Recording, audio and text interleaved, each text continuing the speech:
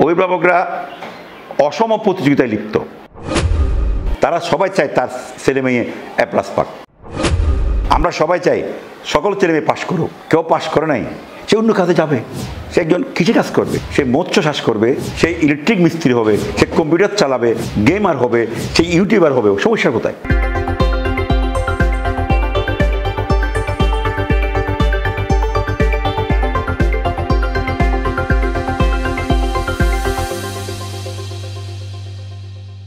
আসসালামু আলাইকুম প্রিয় দর্শক, শুভেচ্ছা নেবেন। এই মুহূর্তে রয়েছি চট্টগ্রামের ফটিকছড়ি উপজেলার ঐতিহ্যবাহী বাগানবাজার উচ্চ বিদ্যালয়ে। আমার সামনে উপস্থিত রয়েছেন স্কুলটির প্রধান শিক্ষক চৌধুরী মোহাম্মদ ইমামউদ্দিন নূরী। স্যার আসসালামু আলাইকুম, আপনাকে স্বাগত জানাচ্ছি আজকের অনুষ্ঠানে। ওয়ালাইকুম আসসালাম। আমিও আমার বিদ্যালয়ের পক্ষ থেকে আপনাকে সুস্বাগতম আপনি আমাদের বিদ্যালয়ে আসার জন্য। ধন্যবাদ স্যার। স্যার আমি প্রথমেই যে বিষয় নিয়ে আজকে কথা বলতে চাচ্ছি সেটা হচ্ছে, আপনি জানেন যে 12 তারিখে এসএসসির ফল প্রকাশিত হয়েছে। আপনার স্কুল থেকে 2 জন GPA 5 সহ 80% মতো পাস করেছে, আমি যেটুকু জানি। শুরুতে যদি এটা নিয়ে একটু বলেন যে আপনি 2015 সালে স্কুলে জয়েন করেছেন, এই 9 বছরে আপনার পরিকল্পনায়, আপনার দিক নির্দেশনায় কতটুকু এগিয়েছে এবং কতটুকু সামনে এগিয়ে নিতে পারছেন, সেসব নিয়ে একটু যদি বলেন আমাদের। ধন্যবাদ। আসলে আমরা চেষ্টা করেছি আরও ভালো ফলাফল করার জন্যে। যদিও আমরা এখন 80.73, এটা আমাদের উত্তর ফটিকছড়িতে হয়তো আমরা ভালো করেছি, কিন্তু সার্বিকভাবে সম্পূর্ণ ফটিকছড়িতে আমরা ভালো করতে পারি নাই। আচ্ছা, আমরা আগামীতে আমাদের পরিকল্পনা রয়েছে যাতে আমরা সম্পূর্ণ ফটিকছড়ির মধ্যে আমরা টপ 10-এ আসতে পারি। বাহ, আমরা সেভাবে কাজ করে যাবো ইনশাল্লাহ। এবার কতজন পরীক্ষার্থী মূলত অংশ নিয়েছিল? আমার এবার পরীক্ষার্থী ছিল 139 জন ফর্ম ফিল আপ করেছেন। জি, একজন প্রবেশপত্র নেয় নাই, সে পরীক্ষায় অংশগ্রহণ করে নাই। 138 জন পরীক্ষা দিয়েছেন, পাশ করেছেন 111 জন।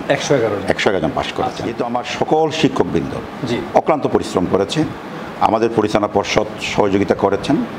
এলাকাবাসীর কাছ থেকে আমরা যদি আরও বেশি সাড়া পাই, তাহলে আমরা আশা করি আগামীতে আরও ভালো ফলাফল করতে পারবো। আর এইবার এই ফলাফলের পিছনে আমাদের সকলের পরিশ্রম।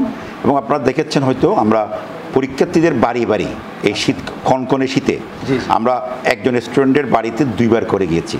2 বার, একবার নভেম্বর, একবার ডিসেম্বরের শেষে একবার। তো এইসবগুলা করার প্রেক্ষিতে আশা করি আমাদের ফলাফল মোটামুটি ভালো হয়েছে। আমি আমার অভিভাবকদের সাথে একটু কথা বলেছি। আমি চাচ্ছি বিদ্যালয়টা ছুটির পরে, এটা সারাদিনের স্কুল হোক। আচ্ছা, এটা আমার পরিকল্পনা, সারাদিনের স্কুল। আমার একজন স্টুডেন্ট 9টায় স্কুলে আসবে, সন্ধ্যার পরে সেখান থেকে যাবে, বিশেষ করে ছাত্ররা। যদি আমি সকল ছাত্রদেরকে স্কুলে অবস্থান করাইতে পারি, তাহলে আমি আশাবাদী আমাদের রেজাল্ট 90 পার হবে। আর ছাত্রীদের ব্যাপারে আমরা 9টার থেকে ওরা অবস্থান করবেন, সন্ধ্যার পরে আমরা আবার ছাত্রীদের বাড়ি বাড়ি গিয়ে ওদের লেখাপড়ার খবরাখবর নেব। তার মানে খুব ভালো ভালো কিছু পদক্ষেপ আপনারা নিচ্ছেন ভালো ফলাফলের জন্য। স্যার, এক্ষেত্রে অভিভাবকদের কেমন সহযোগিতা পাচ্ছেন আপনারা? আসলে যেহেতু আমি এলাকার মানুষদেরকে নিয়ে আমার অবস্থান, আমি ওদেরকে ভালোই বলবো। তবে ওদেরকে আমি যখন বলি ওনারা ডাকে সাড়া দেয়, যদিও ওরা নিজের থেকে আসে না, কিন্তু ডাকলে কিন্তু 90% উপস্থিত হয়। এটাই এলাকার মানুষের একটা সবচেয়ে বড় গুণ। আচ্ছা, যখনই ডাকি তার মানে সহযোগিতা পাচ্ছে, কিন্তু নিজের থেকে করো না। আচ্ছা, তখন আমি চেষ্টা করবো যে আমার PTA কমিটি হয়েছে, PTA কমিটির মাধ্যমে পরিচালনা পর্ষদ এলাকাবাসীর সকল মানুষকে সহযোগিতা নিয়ে চেষ্টা করবো যাতে ওরা নিজের থেকে আসে, সেরকম একটা চেষ্টা করে যাবো। আচ্ছা, আপনার স্কুলে কি শিক্ষক সংকট আছে নাকি আপনারা পুরোপুরি সব শিক্ষক নিয়ে ক্লাস দিতে পারছেন? ধন্যবাদ আপনাকে প্রশ্নটা করার জন্য। আসলে আমাদের এই বিদ্যালয়টি উপজেলা সদর থেকে 48 কিলো দূরে, 48 কিলোমিটার, এবং অজপাড়া গ্রাম, ভারত বাংলাদেশ সীমান্তবর্তী এলাকা। আচ্ছা, আরেকটা বড় বিষয় হলো মানুষের থাকে 4টা দিক। আচ্ছা, এই বিদ্যালয়ের আছে 3 দিক। 3 দিক আছে। আপনি বলতে পারেন স্যার কোন দিক? আচ্ছা, আমার উত্তর দিকটা ভারত। তাহলে আমি আর 3 দিক নিয়ে অবস্থান করি। তো 3 দিক নিয়ে অবস্থান করলেও শিক্ষক বলতে গেলে আমার তেমন শূন্য নেই। সরকার যেগুলো কয়েকটি পদ বাড়িয়েছেন, নতুন পদ সৃষ্টি করেছেন, সেই সৃষ্ট পদগুলো ছাড়া আমার মোটামুটি আমার বর্তমান 12 জন আমরা এমপিভুক্ত শিক্ষক আছি, একজন আমার সিসিবের শিক্ষক আছেন। সব মিলিয়ে মোটামুটি আমরা 13 জন শিক্ষক, আমি 2 জন খণ্ডকালীন দিয়ে 15 জন দিয়ে আমরা স্কুল চালাচ্ছি। তবে তেমন একটা সমস্যা আমাদের হচ্ছে না। মোবাইলের যুগ, তথ্য প্রযুক্তির যুগ, যে কোনো কারণে হোক তারা এগুলোর প্রতি আসক্ত হয়ে পড়ে। সেই ক্ষেত্রে আপনার স্কুলের শিক্ষার্থীদের নিয়ে যদি বলেন, তারা এই ক্ষেত্রে মানে প্রযুক্তি নিয়ে আসক্ত কিনা? ধন্যবাদ। একটা আসলে জটিল প্রশ্ন করেছেন। প্রযুক্তি মানুষকে সহজ করে দিয়েছে। জি, আমি আমার স্কুলের শিক্ষার্থীদেরকে বলি, আমি ক্লাসে বলেছি কথাটা, তোমরা প্রযুক্তি ব্যবহার করবে, তো প্রযুক্তিটাকে সৎ পথে নিতে হবে। 10 মিনিটস স্কুল আছে। আমি আপনার মাধ্যমে সকল শিক্ষার্থীদেরকে বলবো, আমার এই ভিডিও যারা দেখবেন সবাইকে বলবো, আমরা নবম থেকে শুরু করে ক্লাস 9 থেকে একেবারে সর্বোচ্চ ডিগ্রি পর্যন্ত 10 মিনিটস যে স্কুলটা আছে ওখানে ক্লাসগুলো আমরা যদি ফলো করি, আমরা প্রযুক্তি থেকে যদি ভালো জিনিসগুলো অ্যাকসেপ্ট করি, তাহলে আমাদের জন্য ভালো হয়। আর শিক্ষার্থীরা কেমন যেন একটু পড়ালেখার থেকে বিমুখ হয়ে যাচ্ছে অষ্টম থেকে। সাধারণত এটা আসলে অষ্টম, নবম, দশম, এদেরকে আমরা টিনেজ বলি। এই বয়সটা আমরা সকলেই পার করে এসেছি সবাই।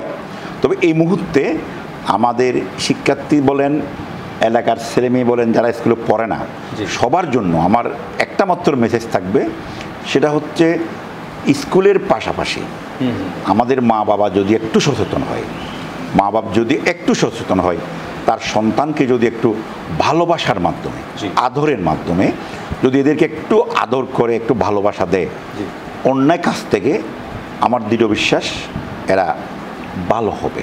আমরা যেখানে দেখবো একজন বকাটে ছেলে রাস্তায় পাশে দাঁড়িয়ে আছে, তাকে যদি আমরা এলাকার সচেতন যারা, এরা যদি একটু বুঝাই, নার্সিং করি, মারামারি নয়, ধমকিয়ে নয়, একটু নার্সিং যদি তাকে আমরা করি, বুঝাই, তাহলে আমার বিশ্বাস সে কী হয়ে যাবে, ভালো হবে। আমার সমাজে ইফতিজার থাকবে না। সুযোগ দিতে হবে, ওদেরকে সুযোগ দিতে হবে, ওদেরকে বোঝাতে হবে আমাদের নার্সিংয়ের প্রয়োজন, কাউন্সিলিংয়ের প্রয়োজন। আমরা যে কাউন্সিলিং করতে পারি, তাহলে আমার বিশ্বাস আমার এই ছোটো শিশুরা কোনো দিন কী হবে না, অপরাধের দিকে ধাবিত হবে না। আর এদেরকে আমরা যতই তিরস্কার করব, তত বেশি আরও অপরাধ বাড়বে, এরা অপরাধ বাড়বে। স্যার, নতুন যে শিক্ষা কারিকুলাম, এটা নিয়ে যদি একটু বলেন। এটার মধ্যে সারা বাংলাদেশে আমরা জানি যে মিশ্র প্রতিক্রিয়া রয়েছে শিক্ষক অভিভাবকদের মধ্যে বা ছাত্রছাত্রীদের মধ্যে, এটা নিয়ে যদি আপনি কিছু বলেন। ধন্যবাদ, আপনাকে সুন্দর প্রশ্ন করেছেন। জি, নজরুল বলেছিলেন, বিশ্ব যখন এগিয়ে চলে গ্রহ নক্ষত্র বিজয়ের পথে, আমাদের দেশের মানুষ বসে আছে এখনো যাত্রা অযাত্রার কথা নিয়ে, চলে সে কথাটা মনে পড়ে যায়। আচ্ছা, বিশ্ব এখন এগিয়ে যাচ্ছে, আপনাকে বিশ্বের সাথে তাল মিলাতে হলে নতুন কারিকুলাম 2021, যেটা 22 সালে, 21 সাল থেকে এটা শুরু হয়েছে। 22 সালে এটা সারা বাংলাদেশে মডেল হিসাবে চালু হয়েছিল। ও মডেলে দেখা গেল যে শিক্ষার্থীরা অত্যন্ত খুশি এই পদ্ধতি পেয়ে। আচ্ছা, এটার উপর ভিত্তি করে সরকার সারা বাংলাদেশে এটা চালু করেছেন 2023 সাল থেকে। আপনারা জানেন, ষষ্ঠ এবং সপ্তম শ্রেণীতে মাধ্যমিক স্কুলের ষষ্ঠ এবং সপ্তম শ্রেণীতে এই নতুন কারিকুলামটা শুরু হয়েছে। আসলে এটা নিয়ে যদি কথা বলতে হয়, এটা পৃথিবীর উন্নত দেশের, উন্নত সুখী রাষ্ট্র যেগুলো আছে, উন্নত রাষ্ট্র যেগুলো আছে, সেই সকল রাষ্ট্রে এই পদ্ধতিটা রয়েছেন। তো আমি নতুন কারিকুলাম যেটা, এটার বিষয়ে আমি একজন শিক্ষা পরিবারের সদস্য হিসাবে আমি এটা নিয়ে খুব আশাবাদী। আমার নতুন প্রজন্মের শিক্ষার্থীরা এটাকে যদি সঠিকভাবে বুঝতে পারে, কাজে লাগাতে পারে, তাহলে আমার এই নতুন কারিকুলাম 2041 সালে আমরা যে এক্সপার্ট নাগরিক হব, 2041 সালে আমাদের যেই স্বপ্ন রয়েছেন, সেই 41 সাল বাস্তবায়নের জন্য এই নতুন কারিকুলামটা আমি মনে করি অত্যন্ত যুগোপযোগী এবং অত্যন্ত বাস্তবসম্মত।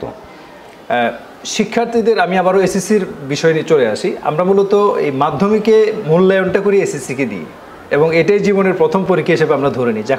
এখন যেহেতু আপনার স্যার অন্যান্য পরীক্ষাগুলো উঠে যাচ্ছে, এসএসসি থেকে শুরু, তো সামনে কিন্তু মোস্ট ইম্পর্ট্যান্ট একটা বিষয় হচ্ছে জিপিএ পদ্ধতি হয়তো নাও থাকতে পারে স্যার, আপনি জানেন নতুন শিক্ষা কারিকুলাম থাকবে না। সেক্ষেত্রে এখন একটা হৃদয় বিদারক ঘটনা এবার ঘটেছে, সারা বাংলাদেশে অনেক শিক্ষার্থী কিন্তু আত্মহত্যা করেছে, আপনি জানেন।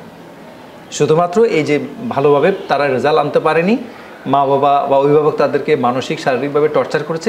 এটা নিয়ে যদি কিছু বলেন যে আমাদের অভিভাবকদের আরও কত সচেতন হওয়া দরকার, আমরা কেন এই সিদ্ধান্তে ছেলে মেয়েদেরকে ঠেলে দিচ্ছি যে তাদের আত্মহত্যা বন্ধ করতে হতে পারে। ধন্যবাদ, আপনি একটা সুন্দর বাস্তবসম্মত প্রশ্ন করেছেন। এটা নিয়ে আমি নিজেও চিন্তিত। আমি একজন অভিভাবক, আমি চিন্তিত এই কারণে, আমি এইটা বুঝতে পারি না যে আমার ছেলে মেয়েটা কতটুকু পাওয়ার উপযুক্ত, কতটুকু পাওয়ার উপযুক্ত তার স্কেল আমি মাপতে পারি না। আমি মাপি শুধুমাত্র আমার প্রতিবেশীর সন্তানকে নিয়ে। প্রতিবেশীর সন্তান এ প্লাস পেয়েছে, আমার ছেলেকে প্লাস পেতে হবে, এই মানসিকতা থেকে আমাদের ফিরে আসতে হবে। আমার ছেলে কতটুকু পারে, সে কতটুকু লোড নিতে পারে, আমি তাকে ততটুকু লোড দেব। আগে শেক্সপিয়ারের কথা অনুযায়ী তুমি তোমাকে মাপো, আমাকে মাপতে হবে আমার ছেলেটা কতটুকু। এটা বুঝতে পারলে আমি আমার সন্তানকে কোনো দিন A+-এর জন্য অকৃতকার্য হয়েছেন সেজন্য তাকে আমি কোনো দিন কী করবো না, মানসিকভাবে চাপে রাখবো না। আমি এবং অভিভাবকদেরকে বলবো, আপনারা কোনো অবস্থাতেই একটা সন্তানের রেজাল্ট নিয়ে হতাশ হবেন না। SSC-তে সে A+ পায় নাই, 4 পয়েন্ট পেয়েছে, SSC থেকে সে A+ পাবে।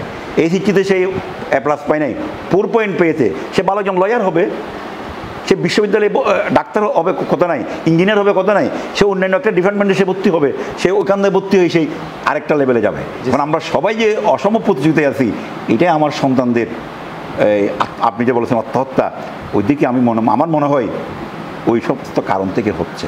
জি, একসময় ঐতিহ্যবাহী স্কুল সবাই বলে অত্র এলাকার জন্য।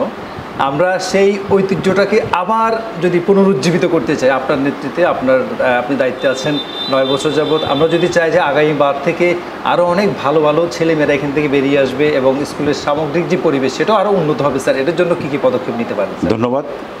আসলে আপনি জানেন আমাদের বিদ্যালয় থেকে অল্প দূরে একটা সরকারি স্কুল রয়েছে। জি, প্রত্যেক মা বাবার স্বপ্ন থাকে তার সন্তানটা সরকারি স্কুলে ভর্তি করাবে। আচ্ছা, আমার প্রথমে ক্লাস 6-এ যারা ভর্তি হয়, যারা ওই সমস্ত বিদ্যালয়গুলোতে সুযোগ পায় না পাওয়ার পরে বা বিভিন্ন কারণে, এখন যেহেতু লটারি পদ্ধতি, লটারি পদ্ধতি, এরপরে আমি পাই। যাক, আমি বলবো এই কথাটা, আমার এই বাগানবাজার উচ্চ বিদ্যালয়টা এটা একটা ঐতিহ্যবাহী স্কুল। শিক্ষা, খেলাধুলা, শিক্ষা, সংস্কৃতি, স্কাউট কার্যক্রম, গার্লস গাইড থেকে শুরু করে প্রত্যেকটা কার্যক্রমে উপজেলা পর্যায়ে আমাদের একটা অবস্থান রয়েছে। আমরা প্রত্যেকটা প্রতিযোগিতায় অংশগ্রহণ করে থাকি, যদি হয়তো আমরা প্রথম দ্বিতীয় না হলে আমরা একটা অবস্থানের মধ্যে থাকি। তো আমাদের বর্তমান এই পরীক্ষার্থী যে বেসটা রয়েছে, অর্থাৎ যারা 2025 সালে SSC পরীক্ষা দেবে, আমি SSC পরীক্ষার্থীদেরকে নিয়ে আমরা কিছু পরিকল্পনা করেছি। বাস্তবায়ন যদি করতে পারি, আমার অভিভাবকবৃন্দ আমাকে যদি একটু সহযোগিতা করেন, তাহলে আমরা আগামী 25 সালের ফলাফল আশা করি আমরা এর চেয়ে আরও আগাইতে পারবো। তবে পরিকল্পনাটা যেহেতু এটা মিডিয়ায় যাবে, হয়তো কারণ অনেকের অনেক পরিকল্পনা থাকে, হয়তো সেজন্য আমি প্রকাশ করতে চাচ্ছি না। তবে বৃক্ষ তোমার নাম কি? ফলে পরিচয়। আচ্ছা, আপনাকে অনেক ধন্যবাদ স্যার, খুব ভালো লাগলো। আমরাও চাই যে আপনার নেতৃত্বে স্কুলটি এগিয়ে যাক এবং এখান থেকে আপনি যে বললেন যে সব পেশাদারগুলো এখান থেকে বের হোক এবং তারা বাংলাদেশ ও সারা বিশ্বে তাদের অবস্থান তুলে ধরুক। তো আজকের এই আলোচনায় আপনি সময় দেওয়ার জন্য আপনাকে আমি অসংখ্য ধন্যবাদ জানাচ্ছি স্যার। আমিও আপনাকে ধন্যবাদ জানাচ্ছি। আমি ধন্যবাদ জানাচ্ছি বাগানবাজার এলাকার প্রত্যেকটা মানুষকে, ধন্যবাদ জানাচ্ছি আমার এই স্কুলের সকল শিক্ষকবৃন্দ যারা অক্লান্ত পরিশ্রম করে যাচ্ছেন, যাদের কথা না বললে নয়। আমার সকল সম্মানিত সহকারী প্রধান শিক্ষক থেকে শুরু করে আমার সকল শিক্ষকবৃন্দ অত্যন্ত পরিশ্রম করে যাচ্ছেন। এলাকাবাসী আমাদেরকে সহযোগিতা করতেছেন, এলাকার সুধী সমাজ যারা আছেন, সুশীল সমাজ থেকে শুরু করে প্রত্যেকটা মানুষ আমাদেরকে সহায়তা করতেছেন। আমি সেই জন্য সবাইকে ধন্যবাদ জানাচ্ছি। সর্বোপরি আপনার মাধ্যমে আমি সারা দেশের মানুষকে একটি আহ্বান জানাবো, আসুন আমরা সকলে মিলে অসম প্রতিযোগিতা পরিহার করে আমার সন্তানকে আমি মানুষ করতে চাই। আমার সন্তান মানুষ হোক, আগামী দিনে আমাদের দেশ সুন্দর যে নতুন কারিকুলাম আসছেন, আমরা এই কারিকুলাম বাস্তবায়ন করে আমরা সফলভাবে আমরা শিক্ষাক্ষেত্রে এগিয়ে যাব এই প্রত্যাশা রেখে আপনি অনেক বিদ্যালয় রেখে আমাদের এই অজপাড়া গ্রামের এই বিদ্যালয়কে বেছে নিয়েছেন, এখানে আসছেন, সেজন্য আমি আপনাকে আবারও ধন্যবাদ জানিয়ে আজকের মতো আমরা হয়তো এসটি থেকে আমাদের হয়তো বিদায় নিতে হবে সময় স্বল্পতার কারণে। ধন্যবাদ। আসসালামু আলাইকুম ওয়া রাহমাতুল্লাহ। আসসালামু আলাইকুম স্যার। প্রিয় দর্শক, আপনারা নিশ্চয়ই শুনেছেন আমাদের অত্যন্ত শ্রদ্ধাভাজন একজন প্রধান শিক্ষকের কথাগুলো আমরা তুলে আনার চেষ্টা করেছি। আমরাও চাই যে বাগানবাজার উচ্চ বিদ্যালয়ের মতো আরও যে উচ্চ বিদ্যালয়গুলো রয়েছে তারাও ভালো করুক এবং পরবর্তীতে আপনাদের সাথে দেখা হবে অন্য কোনো বিদ্যালয়ে অন্য কোনো বিষয় নিয়ে। সে পর্যন্ত সবাই ভালো থাকুন, সুস্থ থাকুন। আসসালামু আলাইকুম।